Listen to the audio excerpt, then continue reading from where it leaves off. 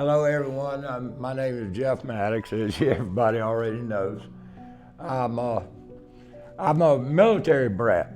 My dad was 30 years Air Force chaplain. He's of the Mattox clan from the Blythewood area, and Mom was a Wooten from the Wooten clan over in Elgin.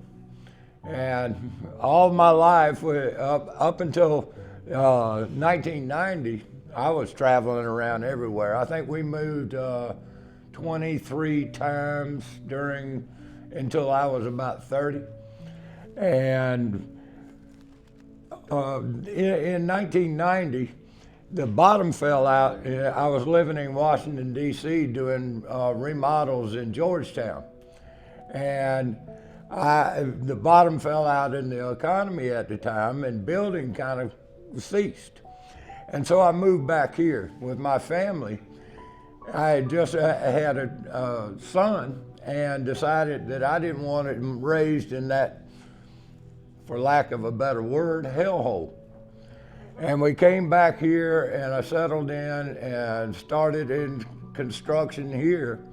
And later on, when Dad finally retired, we started a custom home building business and built a lot of houses over in Hagues Creek. A lot of you know where that's at. Over the years, 2008 comes along, and the great financial crisis. And the building industry just collapsed. And if you remember, Obama and McCain suspended their campaigns to hurry back to Washington to save the financial system. And they bailed it out with $750 billion that later turned into trillions and trillions. Well, it was right then that I said, what happened? And ladies and gentlemen, that's what started me on this crazy episode where I just sucked up information to find out what has happened. From there, I ended up jumping into politics as just trying to get the right people elected. During the Mulvaney and the Nikki Haley campaign of 2010, we built up a Tea Party. Janice Caldwell was in it. We had hundreds of people in the Tea Party. And if you remember, the establishment came after the Tea Parties. And they told them, the 501c3s were going after you and all. And sure enough, they came after us. And the establishment came after us, both R&Ds. And they destroyed the Tea Party here. But what you're seeing right now across the state and across the nations are the remnants, the seeds planted from those Tea Party days. The taxed enough already days. The people that learned how politics works and all. The Freedom Caucus that is now up at the State House. Those people are the result of what happened in 2010. Now we're starting to see the fruit bearing.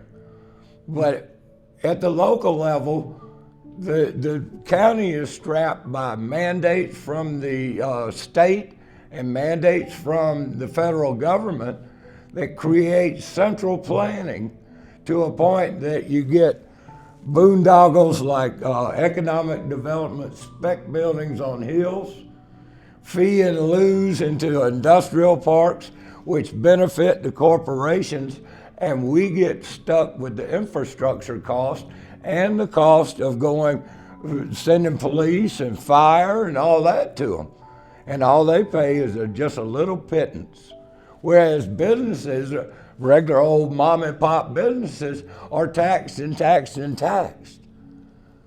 So the government picking the winners and losers again.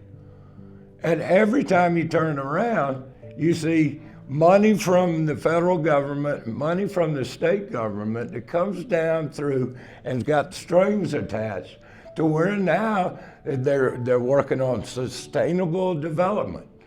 How many of you have heard of Agenda 21?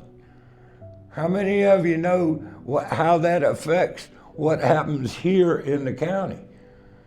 The Comprehensive Planning Act is one of the things that came through H.W. Bush and Bill Clinton that now affects us, because the Comprehensive Planning Act went down through the funding, and the state passed Comprehensive Planning Act, and it mandates that we, every county across 46 counties in the state, are mandated that we plan our futures 10 years ahead of time.